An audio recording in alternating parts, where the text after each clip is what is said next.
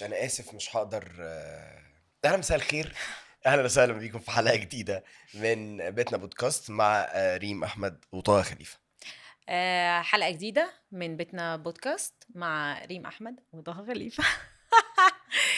أهلا بيكم معانا في حلقة جديدة. النهاردة هنتكلم عن حاجة جديدة، حصلت واحنا قاعدين وهي فكره ثقافة الاعتذار. انا اسف. انا اسف كلمه بسيطه خالص. بسيطة، سلسة لطيفة، ساعات بنفتقدها في حياتنا، ما بنسمعهاش، في ناس ما بتقولهاش. يعني عايزين نتكلم عن الموضوع ده، ثقافة الاعتذار بشكل عام. انا بقيت ملاحظ اصلا المجتمع بتاعنا فيه حاجه غريبه جدا بتحصل مم. دلوقتي ان محدش بيعتذر للتاني. معرفش، هو محدش عايز يعتذر اه للتاني، محدش راضي ان هو يعتذر للتاني.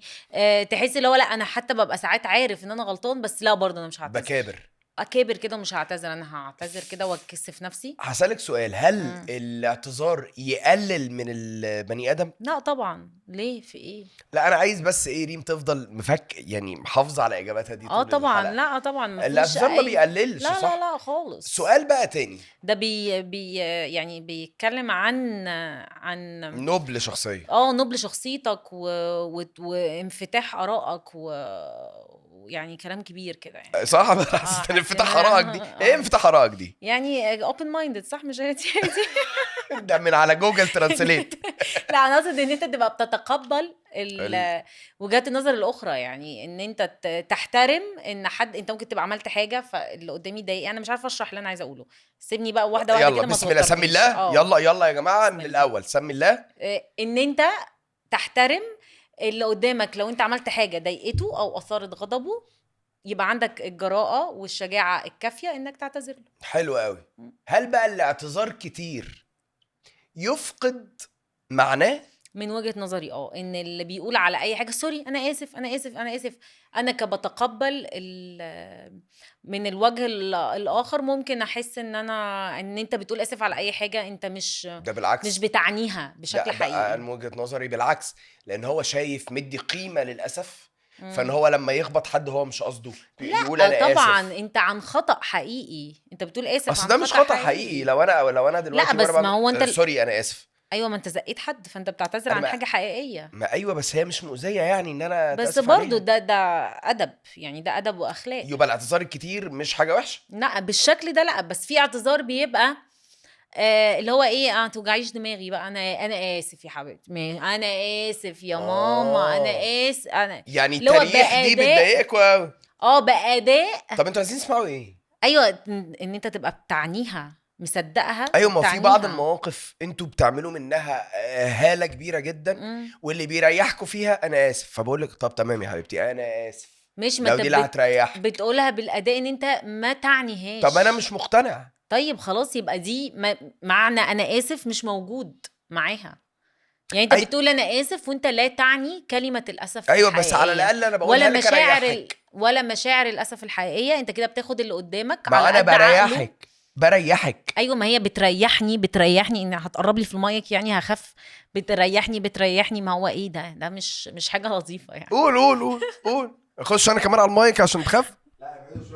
اصلا ايوه، الصوت عايزنا نبعد عن المايك اصلا. مش عشان انا اللي بقول لك يعني، صح؟ لا الصوت هو اللي بيقول لنا. طب المفروض تقول انا اسف وابعد شوية. اهي فقدت انا اسف يا اهو، ستي ما هبعد ده عن الاداء المايك. اللي انا بقول لك عليه، ده اداء مش حقيقي، غير صادق. انت استاذ تمثيل وفاهم. مين قال لك الكلام اللي انا اسف مش هقدر اشترك في اللي انا اسف ماشي. اه امتى الاعتذار بيبقى فعلا ليه معنى؟ لما بيبقى حقيقي وصادق ونابع من الشخص، ومن غير ما الطرف الاخر يطلبه. يعني هو لو الطرف الاخر طلب، يعني لو اتنين متخانقين مع بعض وهم وصلوا لنتيجة، انا وانتي لا قدر الله متخانقين مع بعض ووصلنا لنتيجة ان تمام 50-50 والغلط متشال، بس انا صممت عشان انا اتضايقت جدا ان انتي تقولي لي تتأسفي لي. هتبقى انا بالنسبه لي هتبقى فاقده العكس. معناها. نفس الموضوع هيبقى فاقد معناه، ان انا اقول لك لا لازم تعتذر لي. لا، انت لازم انت اللي تحس وتشعر ان انا المفروض اعتذر طب للي لو انا قدامي. شايف اصلا الموضوع 50-50 ما نوصلش لمرحلة الاعتذار. انشف دماغي يعني ولا خليها تعدي؟ لا يعني اصل انت خلاص بتطالبي طول هتخليها الحلقات خد تعدي. خطوه مني وخد خطوه منك ونوصل لارض صلبه. طب ما اه تيجي نقف على الارض الصلبه ونواجه موضوعنا، ان الموضوع ممكن تتحل بكلمه انا اسف، حتى لو كانت مش 100%. فاهمك. هي يعني ممكن يعني.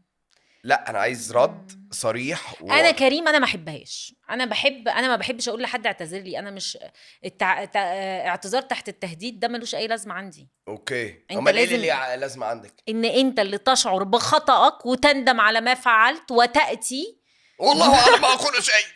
وتأتي الموضوع بيكبر لتقول مننا. لي انا آسف يا لتقول حبيبتي لي مع مع وردة كام مع جرام من الذهب وحفنة من يا عم الورود. انت عمال بتطلعني ان انا بتاع الذهب وبتاع. لا انا قلت يا جماعه، جبت سيره الدهب، انا انت بقول لسه عادي. كام جرام من ده الذهب؟ دلوقتي. قلتها قبل وحفنة كده في ومن حلقة. العربات والالمازات الرويس رويسر لا اسمها ايه؟ على فكرة انتوا ليه بتطلعونا ماديين؟ احنا مش ماديين. فعلا. طبعا الستات مش مادية. ايه اللي طب انت هسألك بتقوله سؤال، ده؟ لو حد لو انا يعني ده انت ممكن بشوكولاتايه الدنيا تخلص. فعلا.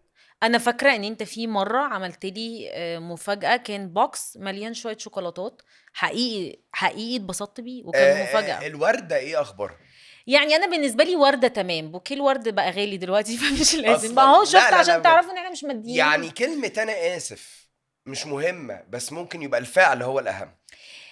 يعني الى حد ما في ناس عندها مشكله اصلا مع الاولان ما هو ده بتاع بقى، انا دي اللي انا عايز اسف. اوصل ما لها. ايوه، ما انت لازم تدور على تريكات تانية تعوض ان انت مش عارف تقول انا اسف. اوكي. بس هي انت لازم بينك وبين نفسك تبقى انت فهمت ان انت غلطت، وتبقى عرفت الغلط اللي انت عملته وما تكررهوش تاني.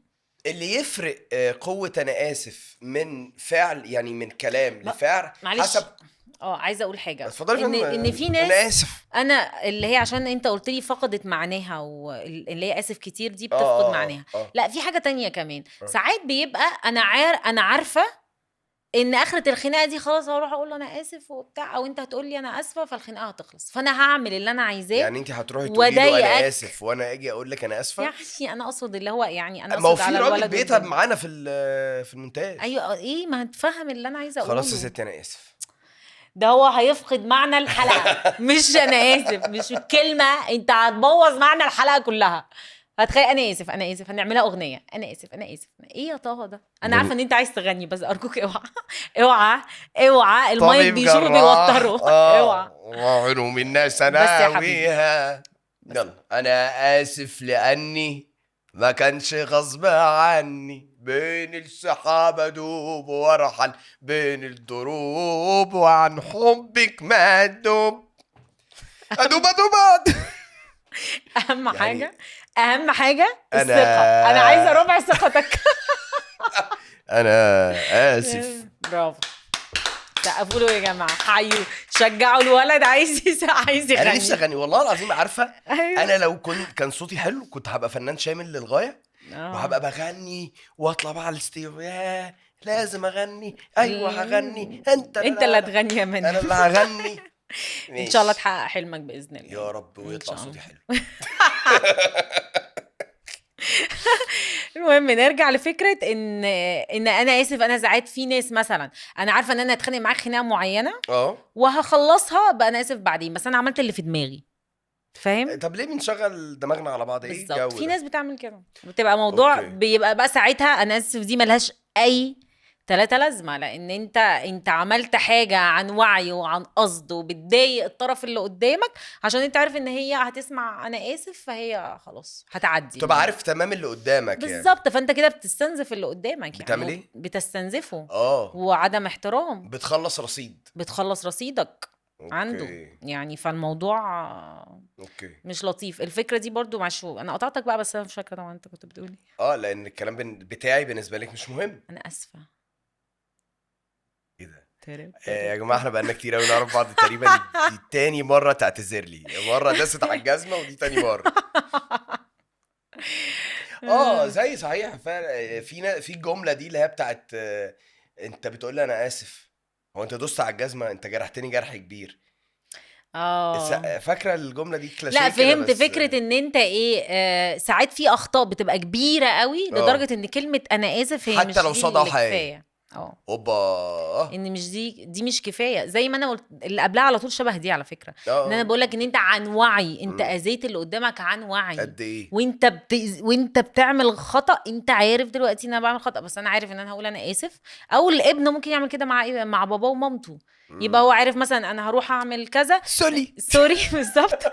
هتيجي تقول لك سوري، فانت هتعدي الموضوع. فبقيت عارفه فبقيت عارفه ان انا خلاص انا هعمل اي حاجه غلط غير متفق عليها، بس هقول سوري، فهم بيتقبلوا كلمه سوري والموضوع بينتهي. اهلا بالتربيه الايجابيه الحديثه. تعالوا بقى نتكلم هتتعاملي ازاي مع الطفل اللي فهم خلاص ان كلمه سوري مهما انا عملت هتحل. هل حتى لو قال سوري ما وافقش فتفقد سوري معناها عند الولد او البنت؟ لا، اظن ان انت لو لقيت ان هي او الخطا اللي بيحصل هو معروف ان هو خطا وبيتعمل عن وعي، وبعد كده بيتقال سوري عشان خلاص، لازم تكبر طريقه يعني انا ابقى مركز. يعني مش مجرد سوري، لا لازم يبقى في حاجه تانية مع سوري. اوكي، اللي هو عدم تكرار الفعل. ده كده المفروض انت في كل مره بتقول انا مش هعمل كده تاني. حلو.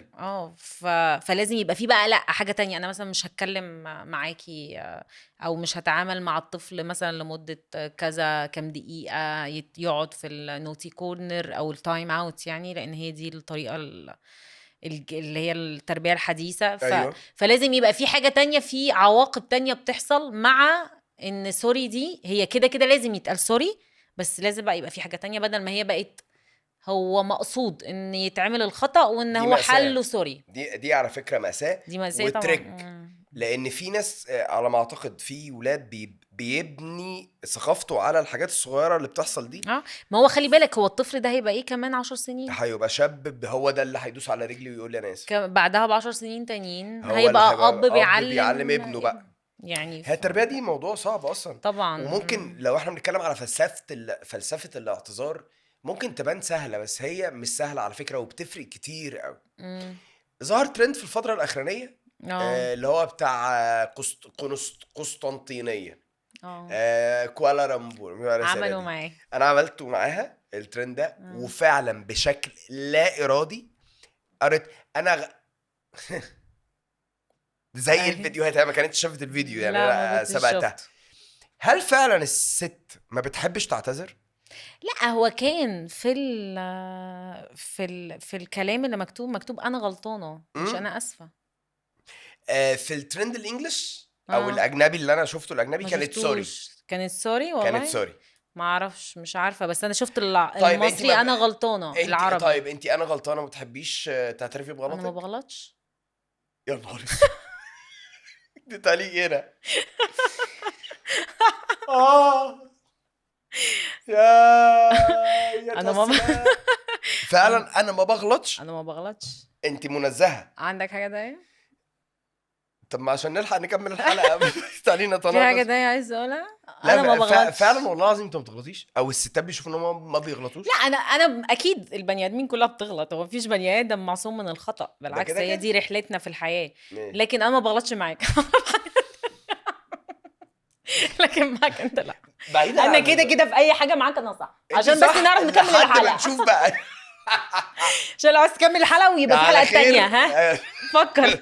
لا بجد، لا والله العظيم عايزك تفكر قبل ما تمام. هسألك سؤال. فعلا انت شايفه ان انا غالبا بقى، لان كده نسبه كبيره ان الست في العلاقه ما بتغلطش، ولا حتى لو انا غلطانه انت صلح الغلط اللي انت ما غلطتوش وانا غلطته فما يبقاش غلط فنمشي؟ ايوه، هنقول ان الست غلطت، مين اللي ضايقها؟ ايه ده؟ هي غلطت، مين اللي ضايقها خلاها تغلط؟ المجتمع. لا، البارتنر بتاعها. طب هو ممكن ما يبقاش الغلطه في مضايقه، ست نسيت. طب الست غلطت، اتضايقت، حلو، زعلت، لا قدر الله عيطت، خدها في حضنك، يبقى مين اللي غلطان؟ حضنك. لا، الراجل هو اللي وصلها للمرحله دي. ده انت فعلا مصممه، ده مفيش. ايوه، الراجل هو اللي وصلها للمرحله دي. طبعا الستات رهيفه. انت واخداها هزار بس انت من جواكي بجد. لو انت بسكوته بس من جوه خربشه، عارفه انت الحاجات دي؟ تبان بسكوتيه بس هي تعورك. ايوه تبان امثال شعبيه. احنا هنخش. ده مش امثال شعبيه، امال ايه؟ ده كان اعلان باين، ولا فاهم. مش فاكره. طيب فعلا فعلا ده كلام صادق حقيقي وانتي واخداه في شكل هزار، ولا الست لازم الراجل كمسؤولية الراجل مم. ان هو يتحمل خطأها؟ والله ممكن برضو عادي. ده انا بلاقي لك مبررات. ممكن طبعا يبقى يعني برضو الراجل الجنتلمان ما اه يخليش الست تعتذر، يا ما راجل. يخليش الست تشعر اه بقهر وتعيط وتضايق ما وتحزن. جبناش سيرة الاعتذار. الست جابت حضرتك جبت لنا شاي، الشاي وقع على البتاع. سوري يا حبيبتي معلش حصل انا خير. اللي اقول لك عادي بسيطة، يا رب. دي هادية وبسيطة جدا. ده بص سوري يا حبيبتي معلش وتساعدها وتقوم هي تلاقيها، هي بقى تلاقيها احرجت من رد فعلك، فتلاقي رد فعل منها كيوت قوي وهتلاقي بس ما تقولش انا غلطانه او سوري. لا عادي ممكن تقول سوري في موقف زي ده عادي. احنا ما بنقولش سوري في المواقف الكبيرة، القلعه. الحاجات الصغيرة دي عادي. انت بتدافعي فعلا. انت مش شايفه ان الترند، انت مش شايفه ان الترند محجب؟ احنا ما بنغلطش. مجحف. طب احنا يا جماعه لازم نقفل. لا طبعا في ستات اكيد بتغلط، يعني في ستات بتغلط طبعا. لكن انا ببقى شايفه ساعات ان الراجل ما بيعرفش يتعامل مع الست بشكل مظبوط. يعني انا بالنسبه لي معامله اللي هي الجنتلمان او اللي هو الاحراج دي بتنفع معايا اكتر من الخناق او المواجهه او انت لازم تعتذري لي او دي من وجهة نظري. لكن احتواء الراجل للست مهم طول الوقت، وده والله بره الهزار، ده بره الهزار. لا هو كده ده حقيقي. ده الاحتواء بتاع الراجل للست بيبقى مهم جدا جدا جدا، وفعلا في الاخر بتلاقي يعني حتى لو الست هي اللي غلطت، انا ما بهزرش، لو فعلا لو الست هي اللي غلطت هي اللي زعلت هتلاقيها زعلت بجد، مشاعرها وجعتها بجد، ممكن تقعد ما تنامش يوم، فهتلاقي في الاخر ان اللي اتأذت هي الست. فبيبقى المفروض اللي معاه ايوه بس برضه الناحيه الثانيه، معلش انا اسف، الناحيه الثانيه برضه ما هو الراجل محتاج. ماشي اتفضل هكمل جملتك عشان انا ما بحبش الحركه دي اهو، هسيبك تكمل يلا. الراجل محتاج مش سوري انا اسف مثلا قطعتك، لا ده انا علشان بس بحترم فاتفضل. لا يلا سوري يا سيدي انا ايه ده اسف. انت البرنامج ده غيرك. انت بتضحكي عليا. هتمسك عليا مستندات. مش هتمسك عليا مستندات. انا خبطت. طيب هتاكل المايك، انا حاسه في يوم هنلاقي المايك في بقك هنا اتاكل. ما بقاش في مايك. طيب التوبيك اللي احنا كنا بنتكلم فيه، انت نسيت السؤال.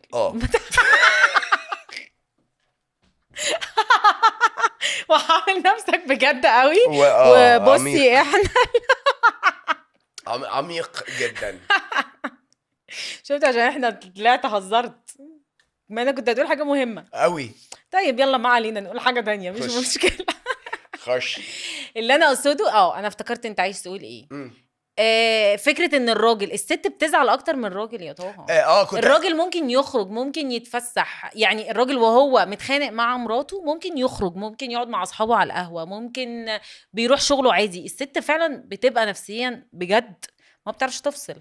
انتوا بتتعاملوا معانا على اساس ان احنا جماد والله العظيم. انت مثلا كرجل ممكن لو انت متضايق وزعلان ما تنامش. قشطه يعني ممكن لو في حاجه في دماغي ممكن تخليني ما اعرفش انام. لا متضايق حزين توصل ان انت ما تنامش. ممكن اجلط يعني، بعد ممكن الشر على الجميع. ايوه بس ده الراجل لو هو فعلا متضايق وحزين ممكن طبعا ما ينامش. ممكن ما تاكلش، ممكن ما لو انت بتنشف او بتخسس. الست بقى لا، هي دي مشاعرها، متضايقه مش هتاكل، زعلانه وديتنا في حته مش هتنام. ان انتوا شايفين الرجاله ان هم مش لا ما انت طول الوقت بتقول الرجاله بتحس بعقلها، الستات بتفكر بقلبها، هي نفس الموضوع. لا بس دي حاجه ما تنفيش ان ده بني ادم برضو، ما هو كده بني ادم، احنا ما قلناش حاجه غير ان هو بني ادم. انت متضايقه ليه؟ قصدي في سيجموند فرويد لما قال العقده وبتاع، وان الراجل بيبقى متعلق بامه، فطول الوقت بيبقى عايز ان شريك حياته يبقى فيه من امه كتير. صح ولا غلط؟ أيوة والعكس صح. صحيح. الست بتبقى متعلقه بوالدها باباها، فبيبقى عايز فعلى ما اعتقد يعني مفاد الموضوع ده ان الراجل برضو مهما كبر، مهما ايه اللي حصل، بيبقى محتاج حبة حنية، او محتاج حنية، حد يحنو عليه. ايوه صح ولا غلط؟ فساعات المرأة بتبقى ند، بتوصل ان حتى لو عمل حاجة غلط مش هعتذر، انا عايزة ان انت اللي تعمل. طب ده مش ظلم للراجل؟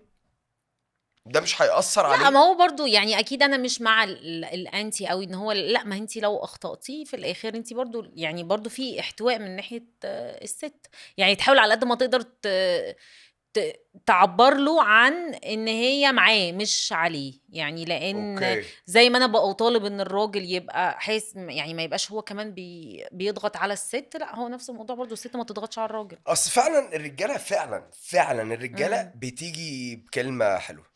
ماشي، احنا دلوقتي شخصنا الموضوع اكتر في فكرة الرجالة والستات.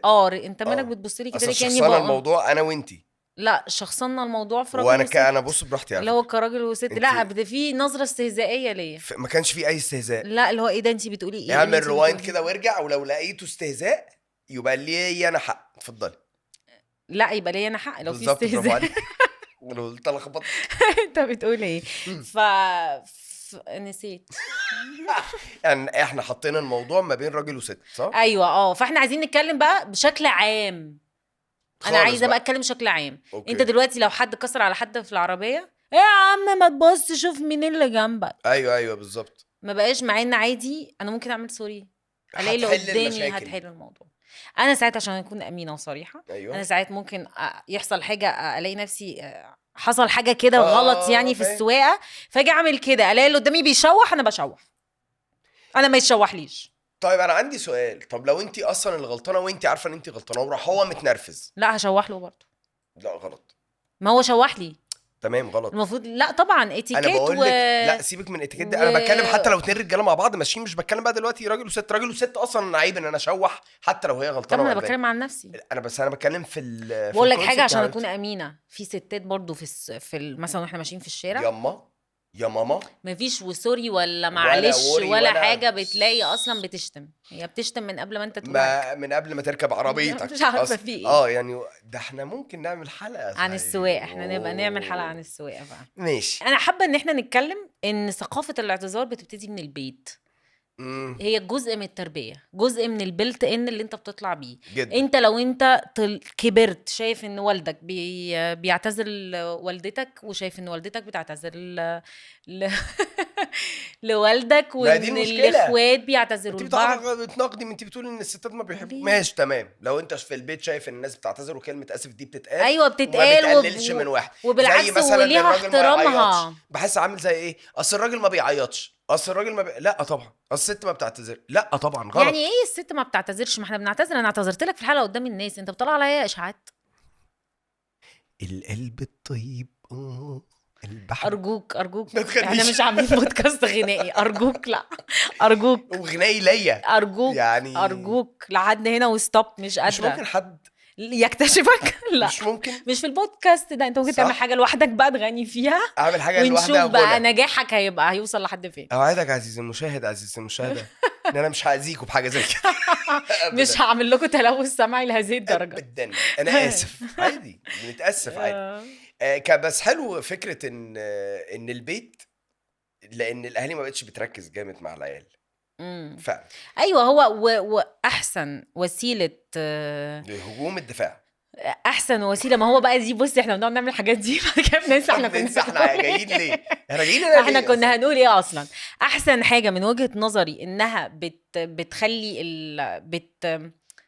بسم الله الرحمن الرحيم بتعلم بدور على الفكره هنا كملها لك فوق، فاهمه؟ كلمه راحت مني. هي بتعلم انها لا بتعلم انت الطفل. بقالك نص ساعه في بتعلم. ايوه، بتعلم الطفل او بتعلم البني ادم بشكل عام ان هو يشوف حد مهم عنده بيعمل اللي هو الفعل الفعل ده. ايوه. اعتذار، بقى اي حاجه. لما انت بتشوف باباك بيتصدق فانت هتبقى لما تكبر اي حاجه صح، حاجه. صح. انا لو شايف ان القدوه بتاعتي بتعمله، مش مجرد انها كل شويه تقولي قول كذا قول كذا قول كذا، صح. غير لما الاقيها هي بتعمله. ده بيعلم بشكل برافو اكبر. عيالكم، وعايزه اقول لك حاجه، برافو عيالكم والله. صح. واقول لك حاجه حقيقيه، مش الاطفال بس، انت حتى لو حد كبير، يعني لو مثلا زوج كبران على فكره ان هو ما يعتذرش، او زوجه كبران على فكره ان هي ما تعتذرش، ممكن لما تلاقي جوزها بيعتذر لها تحس ان هو ايه ده، دي حاجه لطيفه. دي حاجه لطيفه. طب انا هحاول اعلم نفسي ان انا اعمل ده، لان انا شايفه ان من شب على شيء شب عليه. لا طبعا امثال، اقسم احنا عايزين بيتنا في الامثال الشعبيه لا مفيش حاجه اسمها كده. انت البني ادم خلق ليتعلم، هيفضل من اول حياته لاخر حياته هو بيتعلم. البني ادم انا عميقه ارجو خلق ليتعلم، لكي يتعلم، لكي كمان أرجوك. عشان طبعا هي لكي بعرب تركيبة الجملة سليمة. سليمة بس هي تحس ان ده مأثور مثلا من المتنبي او مأثور من مثلا احد كتب ابن رشد التي حرقت في الاندلس. انت بتتريق عليا، ده لا، انت بتقهرني. ده بالعكس، ده انا بقول ان أوكي، ماشي. ان صياغة وتركيبة الجملة عميقة. وهي عادية جدا. لا احنا اتخلقنا الإنسان عشان خلق نتعلم ليتعلم. اهو. احنا يعني كوت يا جماعة كده ينزل على كل المواقع التواصل الاجتماعي. ريم احمد تقول خلق الانسان لكي يتعلم. تصفيق أيوه. حاد. احنا كده بنتعلم وبنعلم بعض في صح. حياتنا قطعاً. يعني في حياتنا، بره حياتنا، فين في حياتنا بشكل عام. في حياتنا الشغل وبره بقى. حياتنا. في الشغل بقى، في كل حتة، يعني احنا بنتعلم تجربة يعني وبنتعلم منها، من أخطائنا وبنجري فيها. صحيح. فإن احنا نعتذر لبعض دي مش آخر الدنيا، بالعكس دي حاجة كويسة وبتبين للي قدامك كمان ان انت جنتلمان. يعني انا شايفه ان دي حاجه. انا طلعت قوي النهارده، يعني طلعت النهارده بفكره. طلعت قوي النهارده. طلعت النهارده قوي بفكره. يعني اكتر مش حاجه مظبوطه. ماشي. تعالوا نربي الولاد، والله العظيم احنا في ايدينا ان المجتمع بتاعنا يبقى احسن مجتمع، يبقى مجتمع سوي. لو انا ابتديت من بيتي بابني او بنتي او حتى اخويا الصغير، لو عندي اخ صغير، ممكن الناس اللي بتتفرج تقول يا عم الكلام بتاع يوتوبيا اللي انتوا بتقولوه في كل الحلقات، وخطوه مني وخطوه واعتذر وانا اعتذر والحاجات دي. صدقوني والله العظيم هتفرق على اللونج سكيل كده، بتفرق الحاجات دي جدا. ما هو ابدأ بنفسك اولا. ما هو انا لو فضلت اقول اصل اللي قدامي ما بيعملش، اللي قدامي ما بيعتذرش، ما هو هيفضل ما يعتذرش. لكن انا ممكن لما انا اجي اعتذر اخليه، احرجه، اخليه يفكر في ان ايه ده، طب ما الاعتذار هداني او حسسني أيوه. انا بحاجه. احنا بنتكلم برضو على الانسان السوي.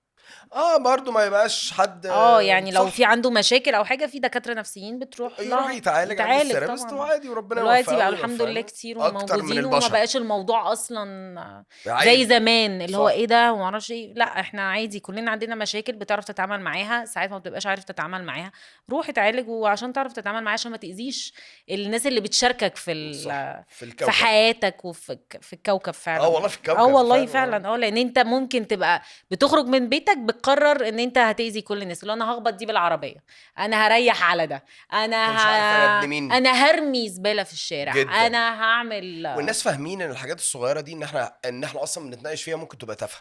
بس ممكن. فعلا والله العظيم ياتي مش عارف ايه من معظم الشرر. جمله كده برضو ما علينا، هي جمله عميقه وانا بحاول افتكرها من اول البودكاست. طب جوجلت. ما هو ما فيش كات. لما يبقى في كات ممكن نعمل كات جوجل. جوجلت. ياتي مش عارف مين من اعظم الشرر. اكيد في حد اكيد فاهمها. يا جماعه الجمله دي مهمه جدا في حياتنا. واحنا هتبقى ده الشعار بتاع البودكاست بعد كده. ياتي اللي مش عارف ايه من ايه خلق الانسان. طب على انا قلت جمله مفيده، انت بتضحك عليا. انا قلت جمله مفيده اتفهمت. ماشي. يخلق. انت قلت اللي ايه، قلت ايه اللي مش عارف ايه، مش عارف.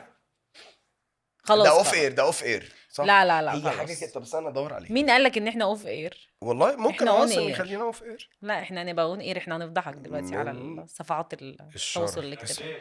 ايوه في غش من مستصغر. شوف الجمله حلوه ازاي. الاشياء العظيمه غالبا ما تبدا ايه ده، معظم النار من مستصغر الشرر. يا سلام. معظم النار يلا كاني لسه مكتشفها دلوقتي. في بقول جمله لك بحب، بتشيلش الكلام ده. في جمله انا لسه مألفها دلوقتي. في جمله لسه مألفها دلوقتي. خطرت على بالي، نزل لي مش عارف الالهام واحد وانا على- قاعد في يقول البودكاست. لك ايه؟ أيوة. معظم النار اها، من مستصغر الشرر. يعني تقصد اللي هي الحاجات مش انا هو اللي ألفها، انا ماليش دعوه، عشان اللي احسن يبقى معناها وحش. اه لا اوكي. ان صح طبعا اقصد، لا قول ده والله. اقصد. لا يعني قول والله ما. لا والله لا والله. انا اسف ان أنا قطعتك، لا خلاص، انا اسف، انا اسفه انا اسف عشان انت مش هتسمعها تاني. عايزك تنبسط، تقريبا. مش هتسمعها تاني في حياتك كلها. اللي انا كنت بتكلم فيه الجمله علشان فكره ان الحاجات الصغيره جدا يا جماعه والله بتفصل بتفرق. اه زي ما انت بتقولي لما حد بيرمي ده بيدل على بيته عامل ازاي. تربيته انت عامله بتعرفي ازاي. البني ادم من ده التفاصيل دي حقيقي. على فكره. ده حقيقي. لبسه بتفرق، ان انت لازم يبقى شكلك، لان شكلك ده شخصيتك. اسلوب كلامك، عندك حضرتك، عندك اسف، عندك بترد تقول نعم مش ايه. الحاجات دي ممكن يبقى باين ان دمها تقيل وقديمه، بس فعلا والله العظيم بتفرق. لان دي طوبه فوق طوبه وابني ونديني مش عارفه هو جايه مع عقلي غنى. صح. انا نفسي افهم مع انها ربع ثقته يعني. لا، انا ومش مش احد عارفة. مواهبي مع مش كثره عارفة. مواهبي. هو لأن فعلا دي الغناء موهبه ضعيفه عندك. موهبه مش مش موجوده، بحاول اخلي شكلك قدام الناس. وحش. والله بص، انا يعني زي ما احنا كنا بنتكلم فكره ان هي بتبتدي من البيت. هو ده حقيقي، هي بتبتدي من البيت. بس حتى لو انت كبرت على عدم ثقافه الاعتذار او عدم وجودها، ارجوك ارجوك اشتغل عليها. او يعني اذا كنت او على اوبر يعني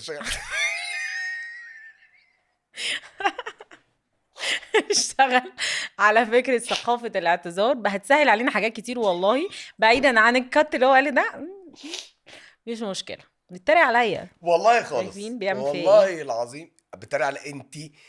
تمام، انا اسف ان انا اسف يا جماعه، الحلقه بتخلص مننا. انا اسفة كمان ان الحلقة خلصت، والله الوقت جري بسرعة. في دي الصحبة الحلوة، الايه؟ الصحبة الحلوة. انا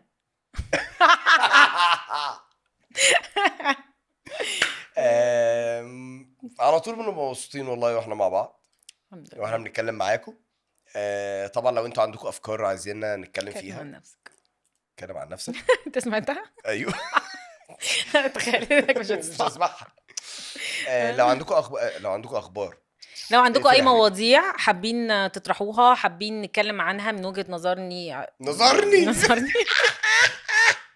من وجهة نظري انا وطه. لو وجهة لا، اتكلم عن نظرنا نفسك. لو اصلا وجهة نظرنا عجباكم. وعلى فكرة احنا ممكن يبقى وجهة نظرنا احنا الاتنين مش عاجباهم على فكرة. لا ما اظنش. ما تظنش تقصد وجهة نظري انا لوحدي، صح؟ نظرني لو وجهة نظرني عجباهم. ماشي، انا كنت اقول وجهة نظري، بعد كده لقيتك انت معايا فانا قلت وجهة لما أقول. نظري. فهي طلعت نظرني، عادي بتحصل على فكرة. ايه كنت قلت ايه؟ الاخطاء دي اللهم بلغت اللهم فشلت. انت بتسيح لي. كده ما ده تيجي من نقفل، الناس. ما تيجي نقفل. انا شايفه ان احنا نقفل علشان ونتكلم كده بعدين في الموضوع. نتكلم بعدين في الموضوع ده عشان ماشي. مستنيينكم في حلقه جديده من بيتنا بودكاست. ريم احمد وطه خليفه. طه خليفه وريم. نسيت اقول لكم ما تنسوش شير ولايك وسبسكرايب على اليوتيوب ولايك وكومنت وفولو وكل حاجه على الفيسبوك. يعني لو انت عندك بتبص لي ليه؟ ما تبص لي ايه ده؟ سوري انا اسف. ولايك وفولو وشير انا عارفه ان انا على الفيسبوك. سيرة بس مش للدرجات دي خالص. يلا اشوفكم حلقه جديده. باي باي. في حفظ الله.